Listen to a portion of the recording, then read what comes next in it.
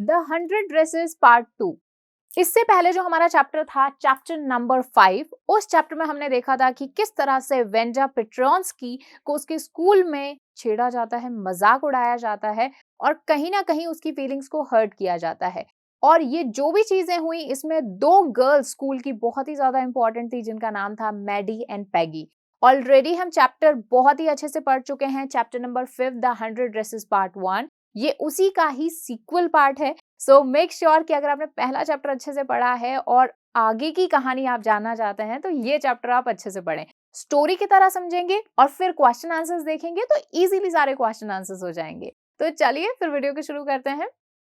Hello everyone, I Harmeet welcome you all on WS cube E school. सो आज की इस वीडियो में, जैसा मैंने आपको बताया, हम पढ़ने वाले हैं chapter number 6 100 dresses part 2। Part 1 हो चुका है, जो कि चैप्टर 5 था। और ये जो हम बुक देख रहे हैं, उस बुक का नाम है फर्स्ट फ्लाइट। काफी अच्छे और इंटरेस्टिंग चैप्टर्स इस बुक में है। थोड़े से लेंदी चैप्टर्स हैं, बट हम बहुत ही स्टोरी की तरह पढ़ेंगे। फर्स्ट पार्ट हम स्टोरी का समझ चुके हैं, वेंडा की बात कर चुके हैं, वेंडा पेट्रोंस्की की, जिस तरह से उसने 100 ड्रेसेस बनाकर जो कंपटीशन था उसे जीता और सबको इम्प्रेस कर दिया। लेकिन जैसे ही रिजल्ट आया इस कंपटीशन का, पता चला कि वेंडा ने तो स्कूल ही छोड़ दिया है। तो वेंडा आखिर कहाँ गई है? क्या मैडी और पैगी उसे ढूंढ पाएंगे?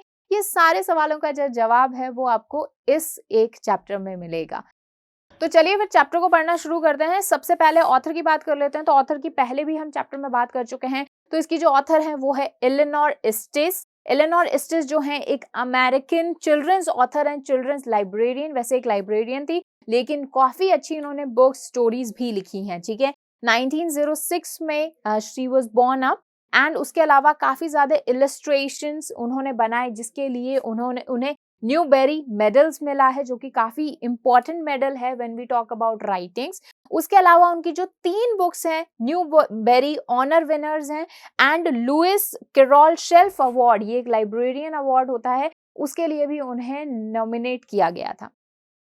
ये अवार्ड की भी इन्हें दिया गया है। तो काफी डेकोरेटेड ये एक ऑथर रही हैं, मिस एलेनोर एस्टिस। ठीक है, तो इन्हीं की ये बुक है। नाम याद रखिएगा, 100 ड्रेस पार्ट 1 एंड 2 दोनों की ऑथर सेम है। ठीक है जी, आगे देखते हैं। अभी तक क्या हुआ कि वेंडा जा चुकी है और जो मैडी और पैगी थे वो वेंडा के घर भी गए, लेकिन वहां पर वेंडा उन्हें नहीं मिली। और इससे पता चलता है कि वेंडा ने शहर छोड़ दिया है और वो अपने पेरेंट्स के साथ में परमानेंटली शिफ्ट हो चुकी है। ओके, अब देखते हैं क्या होता है कि while the class was circling the room, the monitor from the principal's office brought Miss Mason a note.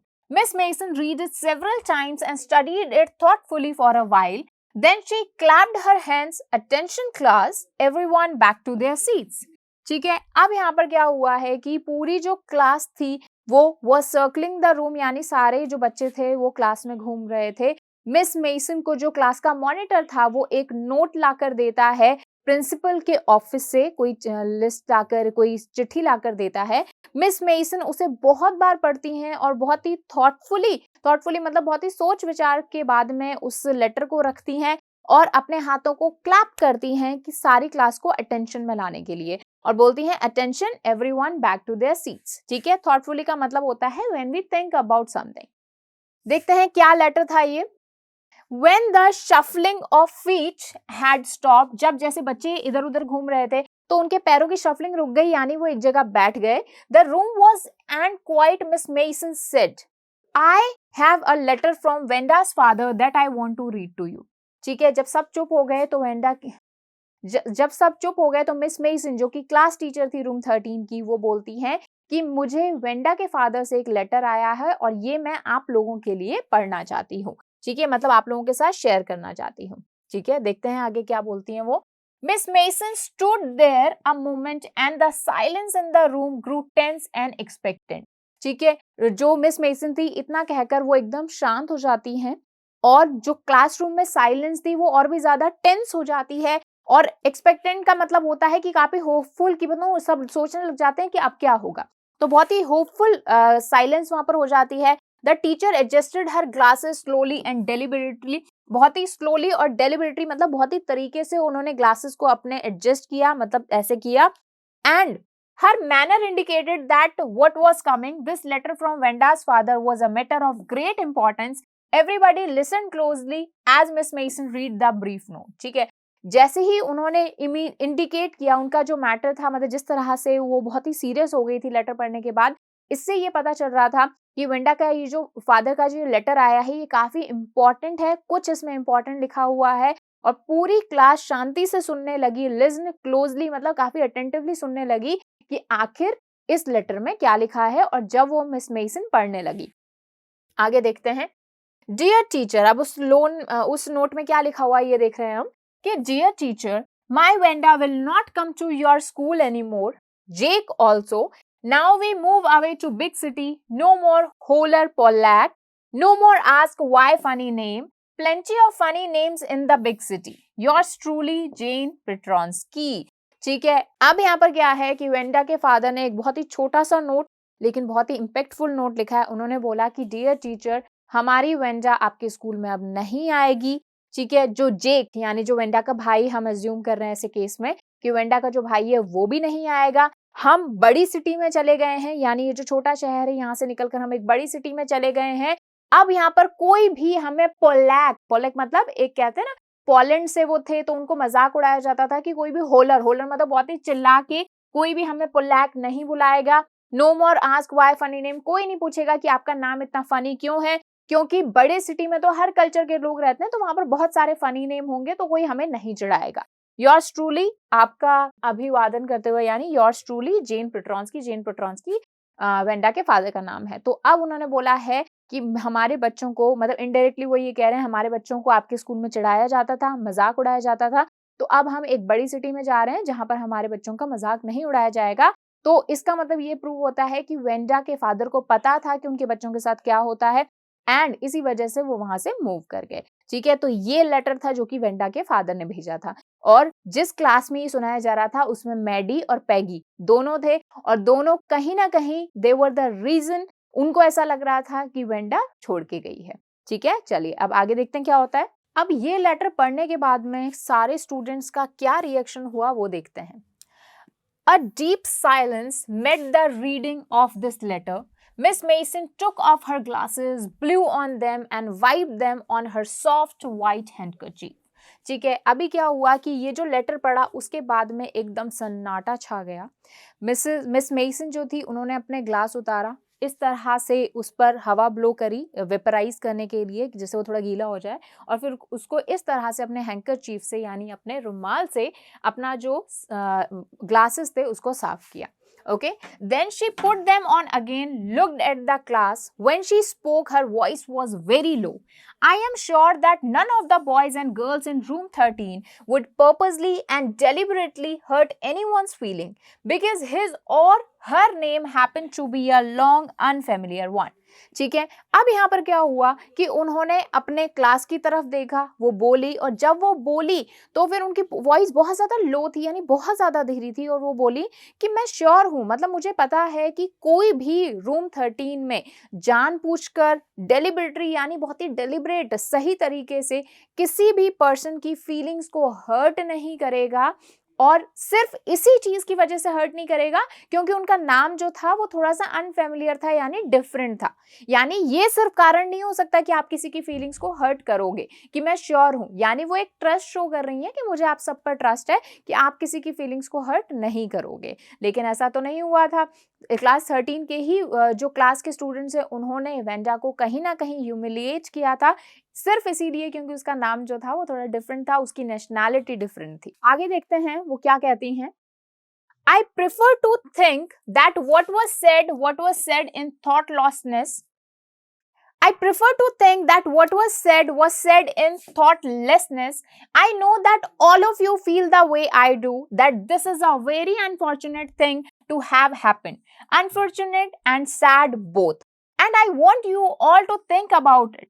Okay, अब यहाँ पर क्या हुआ, यहाँ पर टीचर कह रही है कि मुझे ट्रस्ट है कि आप लोगों ने जानबूझ करके किसी की फीलिंग्स को हर्ट नहीं किया होगा, लेकिन मुझे ऐसा लगता है कि आप लोगों ने जो भी मजाक उड़ाया हो या फिर जो भी ऑफेंड किया हो, कुछ ऐसा बोला हो, वो आपने थॉटलेसनेस की वजह से, यानी थॉटलेसनेस का मतलब होता है कि when you are not thinking about something deeply, किसी चीज पर आपने ध्यान ही नहीं दिया कि वो चीज किसी को कितना हर्ट कर सकती है। कई बार हमारे साथ ऐसा होता है कि हम किसी पर्सन को कुछ कह देते हैं और वो हर्ट हो जाता है और हम सोचते हैं यार हमने तो ऐसा कुछ कहा ही नहीं, लेकिन ऐसा नहीं होता। कई बार जो चीज हम बोल रहे हैं हम सोच समझ कर नहीं बोलते, हम किसी दूसरे पर्सन के बिहाव पर नहीं सोचते कि अगर कोई हमें ऐसा बोलता तो हमें कैसा फील होता।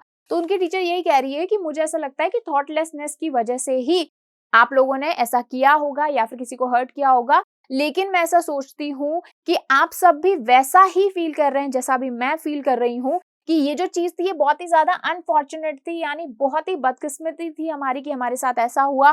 ये अनफॉर्चुनेट और सैड, मतलब दुखी भी हैं हम इस बात से कि ऐसी चीज हुई, और मैं चाहती हूँ कि आप सभी लोग इस बारे में सोचें, ध्यान दें कि आखिर हमने ऐसा क्या कहा जिसकी वजह से एक पूरी फैमिली को शिफ्ट होना पड़ा बड़ी सिटी में, ठीक है, सिर्फ आप लोगों की वजह से। तो यहाँ पर टीचर उन्हें कहीं ना कहीं रियलाइज कराने की कोशिश कर रही हैं कि आप लोगों ने गलत किया है। The first period was a study period. पहला जो पीरियड था क्लास का वो स्टडी पीरियड था, पढ़ाई का था। Mary tried to prepare her lessons but she could not put her mind on her work. Mary अपने जो लेसन्स थी उनको प्रिपेयर कर रही थी, पढ़ाई कर रही थी, लेकिन वो अपने काम पर बिल्कुल भी ध्यान नहीं लगा पा रही थी। She had a very sick feeling in the bottom of her stomach. उसके पेट में कुछ गुड़गुड़ हो रही थी, यानी बहुत ही sick feeling हो रही थी। उसे ऐसा लग रहा था वो काफी ज्यादा बीमार पड़ने वाली है, only because she was very anxious. True, she had not enjoyed listening to Peggy ask Wenda how many dresses she had in her closet, but she had said nothing. हाँ, ये बात सच है, क्योंकि पिछले चैप्टर में, जो हमारा पिछला चैप्टर था, उसमें जो मैडी थी वो भले ही उसने कुछ नहीं पूछा वेंडा से, लेकिन उसने पेगी को रोका भी नहीं। उसने एंजॉय नहीं किया इस चीज को कि है ना कितनी ड्रेसेस हैं तुम्हारे पास, लेकिन उसने पेगी को रोका भी नहीं, और इसी चीज का उसे सबसे ज्यादा दुख लग रहा था। She had stood by silently and that was just as bad was what Peggy had done.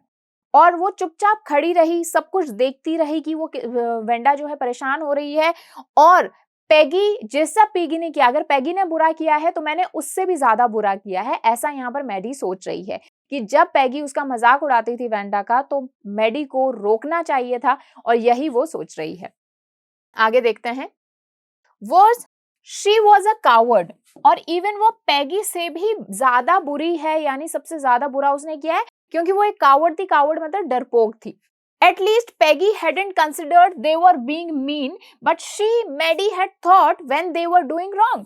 यहाँ पर पेगी जब उसको कुछ भी गलत बोल रही थी तो एटलीस्ट उसे पता तो नहीं था कि भाई मैं कुछ गलत बोल रही हूँ, लेकिन यहाँ पर मैडी को पता था कि ये चीजें वेंडा को हर्ट करेंगी, कि वेंडा मीन हो रही है, क्योंकि पेगी की तो फैमिली काफी अच्छी थी, वो तो काफी रिच थी, तो उसे पता ही नहीं था कि मैं किसी की फीलिंग्स को हर्ट कर रही हूँ, लेकिन मैडी को पता था कि वेंडा के साथ गलत हो रहा है, और ये बात जानते हुए भी वो चुप रही। Okay, she could put herself in Wanda shoes, वो जगह पर आकर सोच सकती थी, यानी ऐसा सोच सकती थी कि वेंडा की जगह मैं होती तो कैसा होता। Goodness, wasn't there anything she could do? Goodness का मतलब एक होता है कि हम बोल रहे हैं कि गॉड, क्या मैं कुछ भी नहीं कर सकती थी उसके लिए। If only she could tell Wenda she hadn't mean to hurt her feelings. She turned around and stole a glance at Peggy, but Peggy did not look up. ठीक है, वो अब यहाँ पे सोच रही है कि मैं वेंडा को बोल सकती थी कि मैं आपकी फीलिंग्स को हर्ट नहीं करना चाहती। तो अब ये सारी चीजें सोचते सोचते वो पेगी की तरफ टर्न हुई। यहाँ पर लिखा हुआ है स्टोल अ ग्लांस मतलब जल्दी से देखा, लेकिन पेगी ने ऊपर नहीं देखा, यानी पेगी ने मैडी की तरफ नहीं देखा। क्यों नहीं देखा? क्योंकि कहीं ना कहीं पेगी भी अपने ही ख्यालों में डूबी हुई थी, और पेगी भी यही सोच रही थी कि वेंडा के साथ मैंने गलत किया। ठीक है, देखते हैं कि पेगी क्या सोच रही है। She seemed to be studying hard. Well, whether Peggy felt bad or not, she, Maddie, had to do something. She had to find Wenda Petronsky. Maybe she had not moved away. Maybe Peggy would climb the heights with her and they would tell Wenda she had won the contest and they thought she was smart and the 100 dresses were beautiful.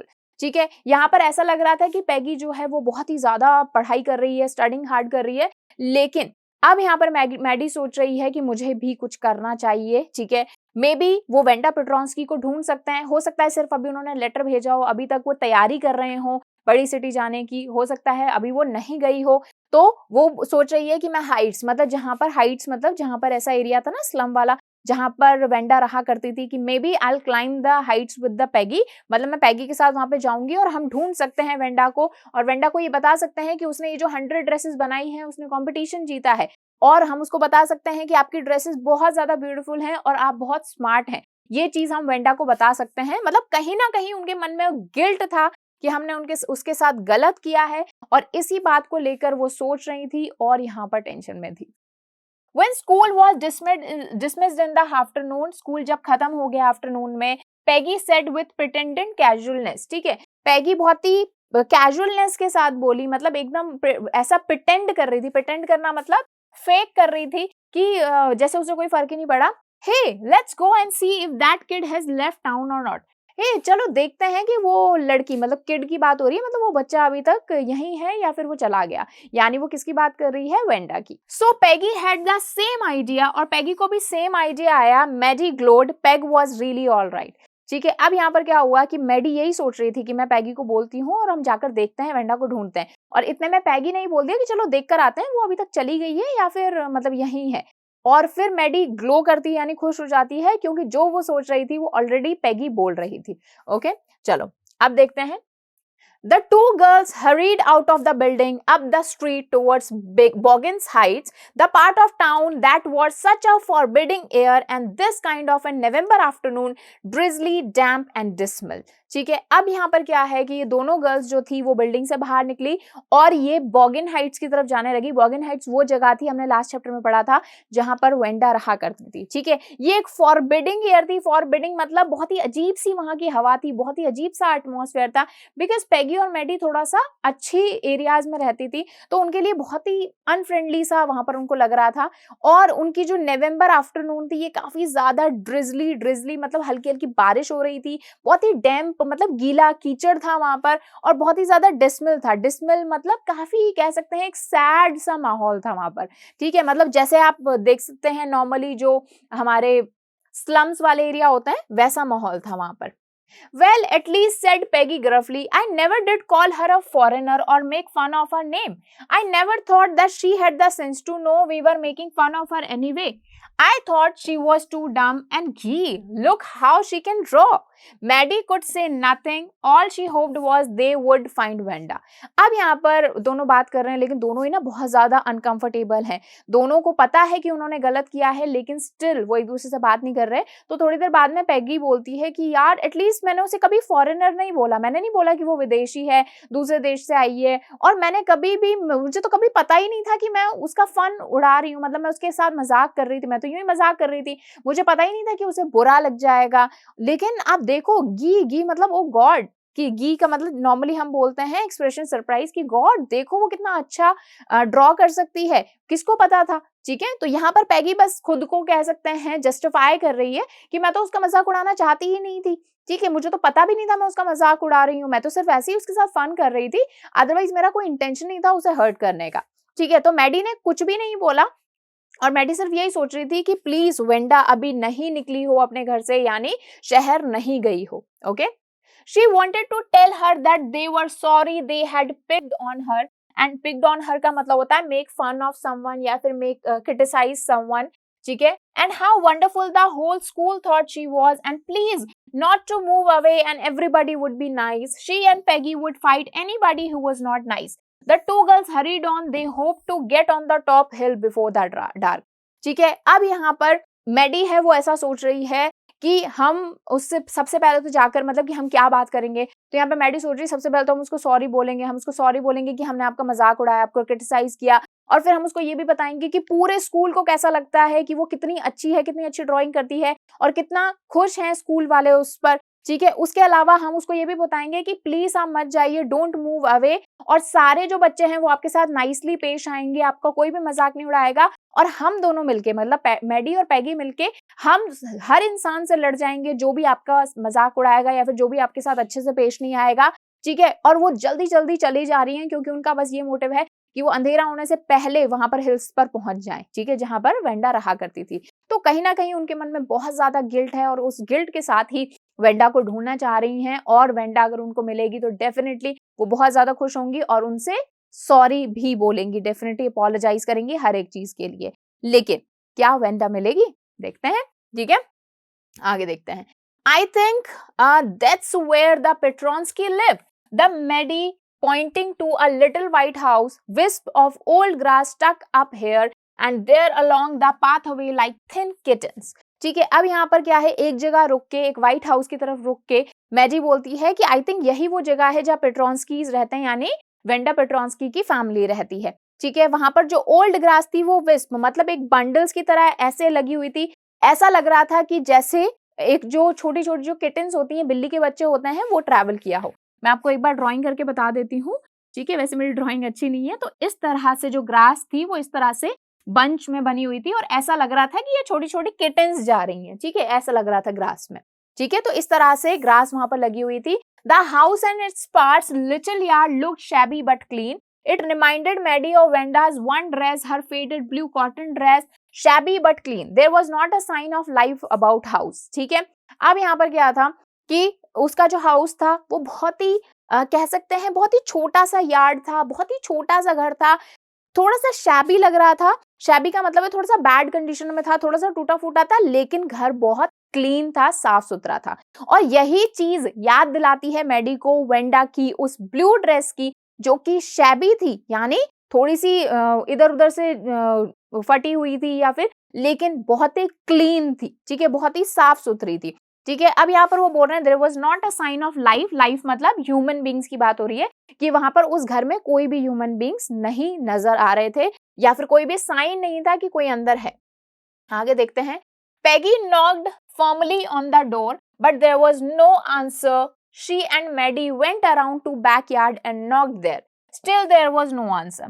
There was no doubt about it, the Petronskis were gone. How could they ever make amends? They turned slowly and made their way back down the hill. अब उन्होंने gate बजाया, ठीक है, लेकिन कोई answer नहीं आया। फिर वो बैकयार्ड गए, यानी पीछे वाले दरवाजे पर गए, वहां पर भी उन्होंने नॉक किया, अगेन कोई आंसर नहीं था। ठीक है, और अब वो श्योर हो चुके थे कि पेट्रोंस्कीज चले गए हैं, और अब वो दोनों सोच रही हैं कि how could they ever make amends, कैसे वो अमेंड कर पाएंगी, यानी कैसे समझौता कर पाएंगी, या फिर अमेंड्स मतलब किसी के साथ पछतावा करना कि आई एम सो सॉरी, मतलब सॉल्व करना मैटर को, तो वो कैसे अमेंड्स कर पाएंगी, कैसे सॉरी कर पाएंगी, कैसे अपोलोजाइज कर पाएंगी, कैसे उस चीज को सुधार पाएंगी जो उन्होंने की है। ये दोनों, पैगी और मैडी दोनों ही सोच रही हैं। अब यहाँ पर उन दोनों को पता चल गया कि वेंडा वहां नहीं है, उसकी फैमिली जा चुकी है, तो वो पीछे आते हैं और हिल की तरफ, हिल से नीचे उतरते रहते हैं अपने घर की तरफ, मतलब घर की ओर चले जाते हैं। आगे देखते हैं। Well, anyway, said Peggy, she's gone now, so what can we do? Besides, when I was asking her about all her dresses, she probably was getting good ideas for her drawing. She might not even have won the contest otherwise. अब यहाँ पर पैगी जो है वो अपनी गलती, मतलब उसको पता है अंदर कि मेरी गलती थी, लेकिन वो एडमिट नहीं कर रही है। वो कह रही है कि अब हम क्या कर सकते हैं, वो लोग चले गए हैं, मतलब ऐसे प्रिटेंड कर रही है कि मैंने तो कुछ किया ही नहीं। और जब मैं उससे उसकी ड्रेसेस के बारे में पूछती थी, तो मुझे लगता है कि उसको जो आइडिया है ना, वो वहीं से आया है 100 ड्रेसेस बनाने का। और अगर वो 100 ड्रेसेस ना बनाती, मतलब अगर मैं उसको नहीं मजाक उड़ाती, वो 100 ड्रेसेस ना बनाती, तो वो कॉन्टेस्ट भी नहीं जीतती। तो यहाँ पर पैगी कहीं ना कहीं ऐसा प्रिटेंड कर रही है कि मेरे को फर्क नहीं पड़ता, लेकिन अंदर से अंदर पैगी क्या है, अपोलोजाइजिंग फील कर रही है। Maddie turned this idea carefully over in her head, for if there were anything in it, she would not have to feel so badly. But that night, she could not get sleep. She thought about Venda and her faded blue dress and the little house she had lived in. ठीक है, तो जैसे पैगी ने यहाँ पर बोला कि हमने तो उसे इंस्पायर किया है, तो मैडी ने इस आइडिया को मना कर दिया, मतलब उसके माइंड में उसने एक्सेप्ट ही नहीं किया उसके आइडिया को। मैंने वो मतलब उसने बोला नहीं वहां पर पैगी को, लेकिन मन ही मन सोच रही थी कि अगर ऐसा होता तो मुझे इतना बुरा क्यों लग रहा है। मतलब वहां पर मैडी सोच रही है कि why we are feeling so bad, अगर ऐसा ही होता, अगर हमारे माइंड में यही आइडिया, तो उसने उस आइडिया को नकार दिया, बोलती कि I turn away this idea, उसके माइंड ने एक्सेप्ट ही नहीं किया। ठीक है, अब क्या हुआ, but let night she could not sleep, रात तक भी, देर रात तक भी वो सो नहीं पाई। वो सिर्फ और सिर्फ वेंडा के बारे में सोच रही थी, उसकी उस ब्लू ड्रेस के बारे में सोच रही थी, और उस घर के बारे में सोच रही थी, उस छोटे से घर के बारे में जहां पर वो रहा करती थी। देखते हैं आगे। And she thought of the glowing picture those 100 dresses made, all lined up in the classroom. At last, Maddie sat up in bed and pressed her forehead tight in her hands and really thought this was the hardest thinking she had ever done. After a long, long time, she reached an important conclusion. अब यहाँ पर क्या हुआ, कि उसके mind में सिर्फ और सिर्फ वेंडा की बात चल रही है। वो 100 ड्रेसेस जो कि क्लासरूम में लाइंड अप है, जैसा कि वेंडा कहा करती थी कि 100 ड्रेसेस उसके क्लोजेट में है, वो उसके माइंड में चल रही है मैडी के। तो मैडी फाइनली बैठती है अपने बेड पर, अपने फॉरहेड को जोर से ऐसे हाथों से दबाती है, और इससे पहले कभी भी उसने इतनी डीप थिंकिंग नहीं की थी, इतना गहराई से नहीं सोचा था, और फाइनली बहुत टाइम बाद में वो एक इंपॉर्टेंट कंक्लूजन पे पहुंचती है, यानी एक इंपॉर्टेंट रिजल्ट पर पहुंचती है। क्या रिजल्ट है देखते हैं वो। She was never going to stand by and say nothing again. If she ever heard anybody picking on someone because they were funny looking or because they had strange names, she'd speak up. बहुत ही अच्छी चीज यहाँ पर हुई है कि यहाँ पर मैडी ये बोल रही है कि अब मैंने सोच लिया है, आज के बाद मैं कभी भी ना किसी का मजाक उड़ाऊंगी, ना किसी का मजाक होते हुए देखूंगी। अगर कोई पर्सन किसी दूसरे पर्सन का मजाक उड़ाएगा क्योंकि वो फनी है, या फिर उसका नाम थोड़ा सा अलग है, या फिर उसका थोड़ा सा स्ट्रेंज नाम है, तो वो क्या करेगी, स्पीक अप, और उसका क्या करेगी, उसके अगेंस्ट में बोलेगी और उसे रोकेगी। ठीक है, even if it means losing Peggy friendship, और हो सकता है इस चीज में भले ही उसे पेगी की फ्रेंडशिप भी छोड़नी पड़ जाए, पेगी उससे नाराज हो जाए, फ्रेंडशिप तोड़ दे, तो भी वो नहीं मानेगी। She had no way of making things right with Venda, but from now she would never make anybody else that happy again. उसे पता था कि वेंडा के साथ चीजें सही करने का उसके पास कोई रास्ता नहीं है, कभी भी वो वेंडा के साथ जो भी हुआ उसे वो सही नहीं कर पाएगी, लेकिन अब वो ऐसा किसी के साथ कभी नहीं होने देगी, और कभी भी जितना उसने सताया है वेंडा को, ऐसा वो कभी किसी के साथ नहीं होने देगी, ना ही करेगी। ठीक है, तो यहाँ पर ना एक बहुत ही अच्छा रिजल्ट निकल कर आता है कि एक छोटे से इंसिडेंट्स ने, भली वो बहुत बड़ी बात थी, ठीक है, लेकिन यहाँ पर मैजी का बिल्कुल ही पर्सपेक्टिव चेंज कर दिया है। तो आप लोगों से भी एक रिक्वेस्ट है, कभी भी आप किसी का मजाक उड़ाएं तो हमेशा उस पर्सन के शूज में पैर रख के देखिए और सोचिए कि अगर हम उस पर्सन की जगह होते तो हमें कैसा फील होता। तो ये चैप्टर ना, जो 100 ड्रेसेस था, दोनों पार्ट जो थे इसके, ये सिर्फ इसी बारे में है कि we should never make fun of someone only because they are different, they are funny, they belongs to a different nation, और they belong to a different state, और या फिर उनका कलर डिफरेंट है, या फिर उनका नाम डिफरेंट है। इस चीज को लेकर कभी भी किसी का मजाक नहीं उड़ाना चाहिए, ये मेरी आप सभी से रिक्वेस्ट है। ओके, चलिए आगे देखते हैं। अब देखते हैं कि on Saturday Maddie spend the afternoon with Peggy. Saturday को मैडी ने पेगी के साथ आफ्टरनून स्पेंड किया। They were writing a letter to Wanda Petronski. It was just a friendly letter telling about the contest and telling Wanda she had won. अब वो दोनों मिलके, Maddie और पेगी मिलके, उन्होंने क्या किया, एक लेटर लिखा वेंडा को, और एक फ्रेंडली लेटर, ऐसा नहीं कुछ सॉरी वगैरह बोल रहे थे, क्योंकि ऑब्वियसली वो ऐसे प्रिटेंड नहीं करना चाहते थे कि हमने कुछ किया है। तो उन्होंने एक लेटर लिखा, सिर्फ ये बताया कि कॉन्टेस्ट तुम जीत गई हो और स्कूल कैसा चल रहा है। They told her how pretty her drawings were, and they asked her if she liked where she was living, if she liked her new teacher. They had meant to say they were sorry, but it ended up with their just writing a friendly letter, the kind they would have written to any good friend, and they signed it with lots of X's for love. They mailed the letter to Boggins Height and writing please forward on the envelope. अब यहाँ पर उन्होंने ये भी लिखा कि आपकी drawings हमें बहुत अच्छी लगी, बहुत ही प्यारी थी, और उससे ये भी पूछा कि जहाँ तुम अभी रह रही हो क्या वो अच्छी जगह है, तुम्हारी नई टीचर कैसी है, क्या तुम्हें पसंद है। ठीक है, और उसके बाद में वैसे तो वो सॉरी बोलना चाहते थे, लेकिन उन्होंने सिर्फ एक फ्रेंडली लेटर लिखा, जो कि वो किसी भी नॉर्मल फ्रेंड को लिखते हैं, और फिर अपने जो लेटर था उसको नीचे बहुत सारे एक्सेस मतलब यूजुअली एक लेटर में या फिर मैसेज में एक्सेस हम तभी यूज करते हैं, this is meant for the kisses. ठीक है, तो जब भी हम फ्रेंड्स आपस में जैसे लेटर्स लिखते हैं तो they sign it with the x's, मतलब लॉट्स ऑफ लव। ठीक है, तो काफी सारे एक्सेस उन्होंने लिखे एंड उन्हें बॉगिंग हाइट्स पर मेल कर दिया, और नीचे लिख दिया प्लीज फॉरवर्ड, मतलब उसका जो एक्चुअल अभी मतलब इससे पहले वाला जो एड्रेस था वहां पे वो कर दिया, और उस पर लिख दिया प्लीज फॉरवर्ड, मतलब जहां भी वो गए हैं वो लोग उस पर फॉरवर्ड कर दो। तो वो मेल सर्विसेज जैसे बाहर देशों में ऐसी होती है कि वो जहां पर पर्सन के पास पहुंचा है, अगर वहां पर कोई नहीं रह रहा, तो जहां पर वो अभी करंटली रह रहे हैं वहां पर वो ऑटोमेटिकली लेटर जो है फॉरवर्ड हो जाएगा। और उन्होंने इस लेटर को मेल कर दिया था बॉगिन हाइट्स पर, और मतलब जहां पे भी वो रहती थी, और क्या किया उन्होंने, नीचे लिख दिया प्लीज फॉरवर्ड, यानी प्लीज अगर ये लेटर वहां तक नहीं पहुंच पाता, कोई उसे रिसीव नहीं करता, तो आप वापस हमारे पास भेज देना। ठीक है, तो अब देखते हैं कि days passed and there was no answer but the letter did not come back so Wanda had received it. ठीक है, बहुत दिन निकल चुके थे, कोई आंसर नहीं था, लेकिन लेटर वापस भी नहीं आया था। इसका मतलब किसी ना किसी पर्सन को तो वो मिल ही गया था, मतलब वेंडा पेट्रोन्स्की को मिल गया था लेटर।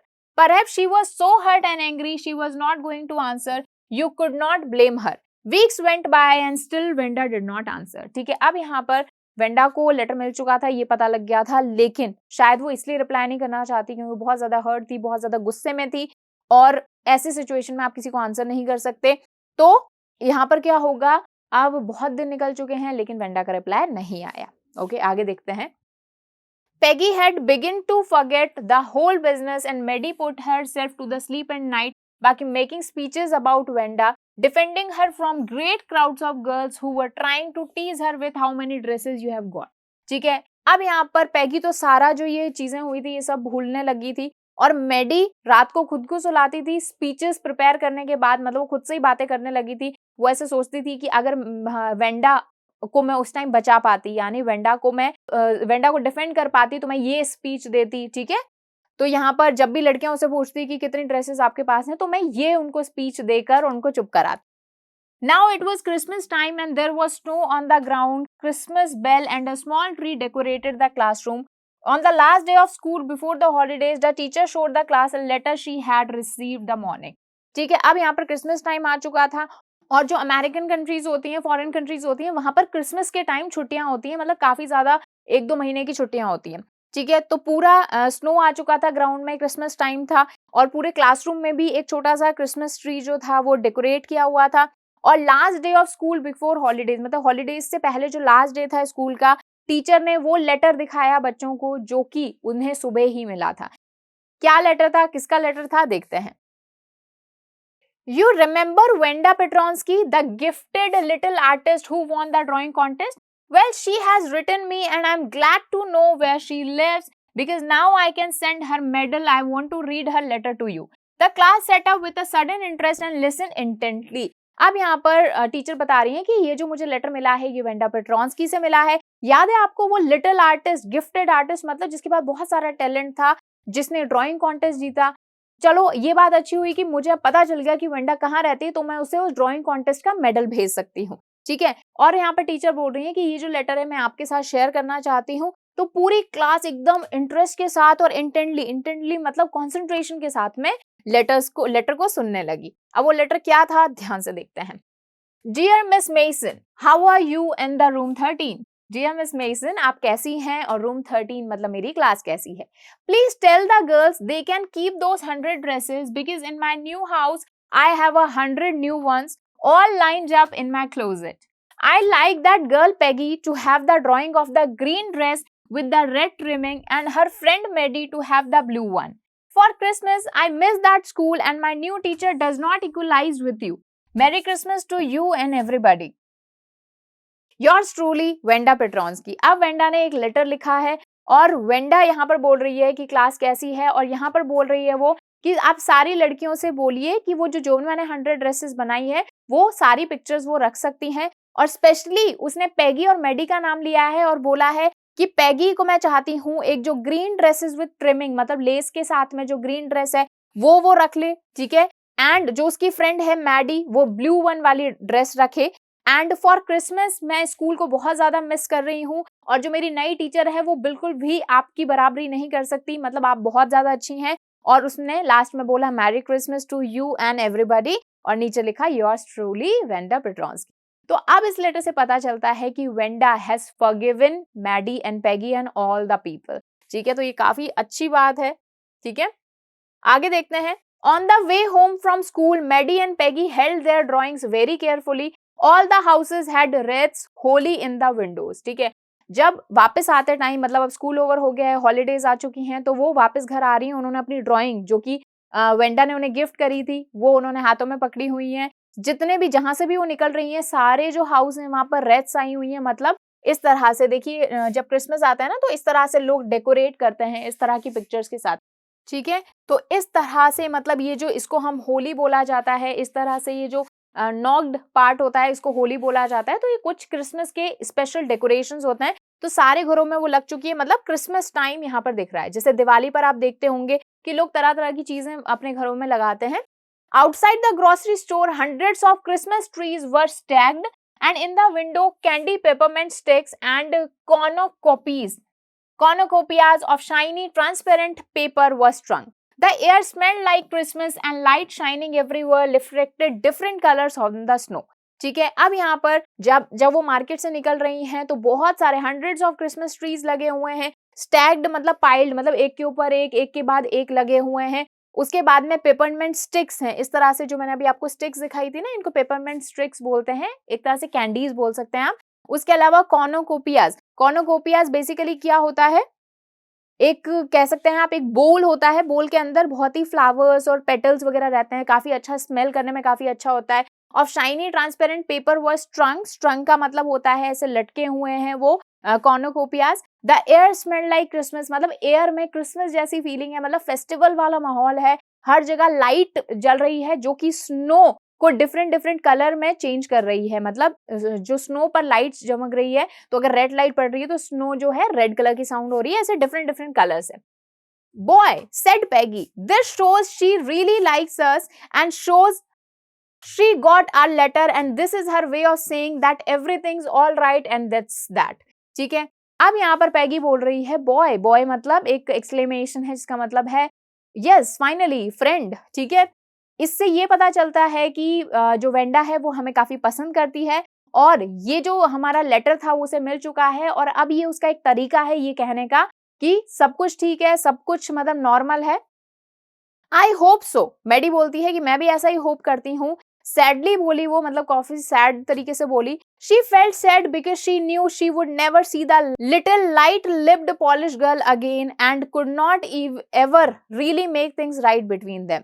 ठीक है, मैडी सैड थी। ठीक है, पैगी तो खुश थी कि चलो उसने हमें माफ कर दिया, लेकिन मैगी सैड थी क्योंकि वो अब इस टाइट लिप्ड का मतलब है जो कि बहुत कम बोलती है, जिसके होंठ सिले हुए हैं, इस पॉलिश गर्ल को वो दोबारा कभी नहीं देखेगी और कभी भी उन दोनों के बीच में वो कभी भी सामने उसे देखकर सॉरी नहीं बोल पाएगी।